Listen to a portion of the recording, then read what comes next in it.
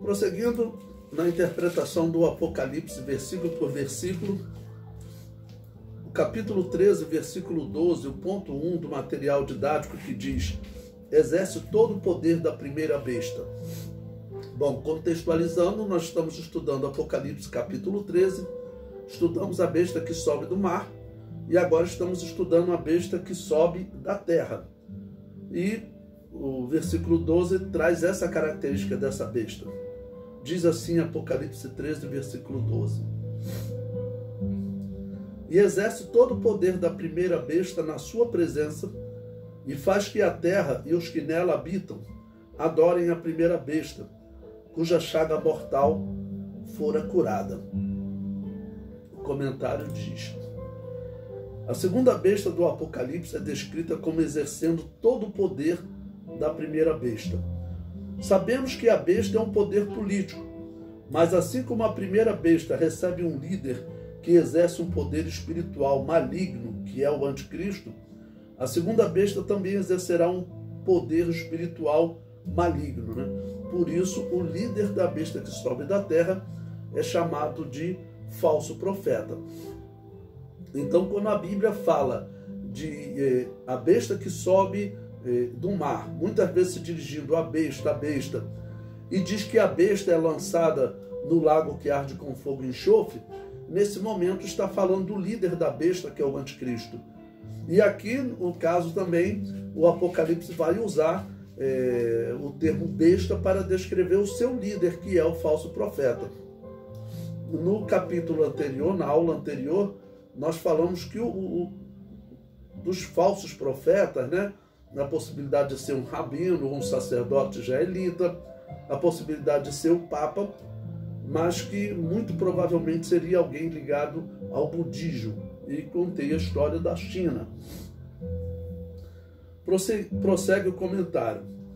Considerando esta besta como sendo a China, devemos atentar para o poder político-bélico desse país, mas também para as suas ações religiosas.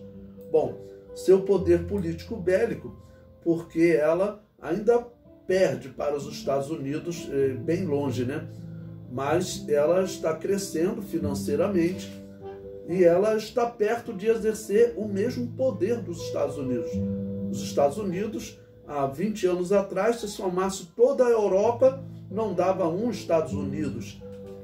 E a China, ela deu uma alavancada a partir do ano 2000, cresceu e hoje ela é a segunda potência do mundo, e a China ela já soma todas as maiores potências da Europa e não dá uma China.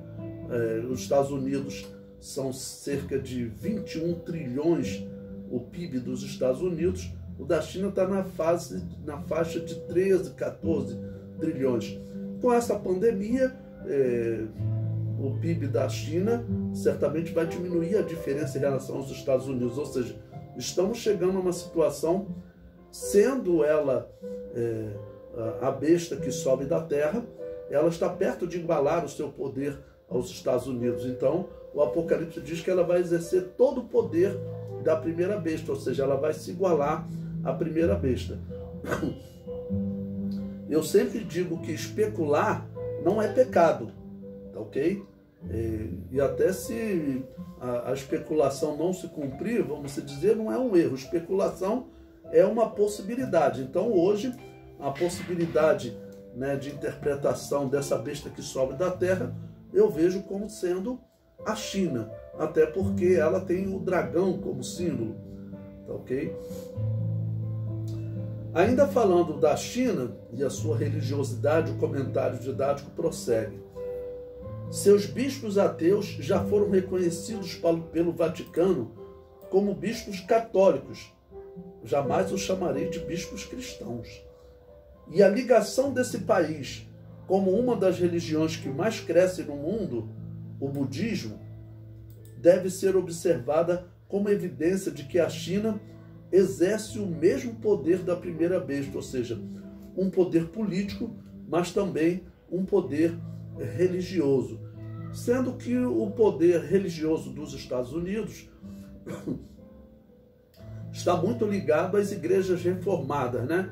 e também igrejas evangélicas, porque as igrejas evangélicas, os cristãos que na Europa fugiam da perseguição por não aceitar o batismo infantil, eles foram para os Estados Unidos. Então, as igrejas evangélicas cristãs cresceram muito nos Estados Unidos. E as igrejas reformadas, elas se tornaram um grande símbolo nos Estados Unidos. Por quê? Nós vimos em módulos anteriores que as igrejas reformadas, elas andam de braços dados com a maçonaria. O primeiro estatuto da maçonaria no mundo foi feito por pastores das igrejas reformadas, presbiterianos. O presbiteriano que fundou a igreja presbiteriana no Brasil era maçom, ou seja, essas igrejas andam abraçadas com o satanismo, porque isso não existe dúvida. A maçonaria é ligada ao satanismo, ela é um satanismo. E nós sabemos que os Estados Unidos ele foi todo controlado pela maçonaria, foi organizada pela maçonaria. Então, esse processo dos Estados Unidos ligado a essa religião que é a maçonaria, que adora Abaddon, como eles falam, que é Satanás. E do outro lado tem a China, que tem como carro-chefe nas suas muitas religiões o budismo, ok? Então, a China é realmente uma possibilidade forte de ser a besta que sobe da terra. O material didático prossegue. Os líderes que exerceram poder nas bestas precursoras da besta que sobe do mar se apresentavam como homens divinos, exigindo adoração. Bom, a besta que sobe do mar, vamos lembrar, ela é uma continuação daquelas 4 bestas que aparecem em Daniel capítulo 7. O Império Babilônio, Medo-Persa, grego e romano. A besta que sobe do mar traz características de todos eles. Bom, aqueles reis, aqueles governadores, imperadores antigos, todos eles se consideravam divinos, inclusive os imperadores romanos. Todos eles se consideravam divinos. O comentário prossegue. O líder da besta, simbolizada no leão com asas de águia, se considerava sacerdote dos deuses babilônios. O mesmo ocorria com os líderes persa, grego e romano. O falso profeta, líder da besta que sobe da terra, seguirá essa prática juntamente com o anticristo, que liderará a besta que sobe do mar. Bom, todas esses exemplos que nós demos foram exatamente de pessoas que eles reivindicavam serem adorados como deuses. Então, o anticristo e o falso profeta, eles vão fazer um papel semelhante durante a grande tribulação. E sempre lembrando que o papel é substituir o cristianismo, substituir o que eles chamam da cultura judaico-cristã. Durante a grande tribulação, o anticristo e o falso profeta, esse será o principal trabalho deles. E, claro, levar o mundo a adorar o dragão, através do anticristo e do falso profeta.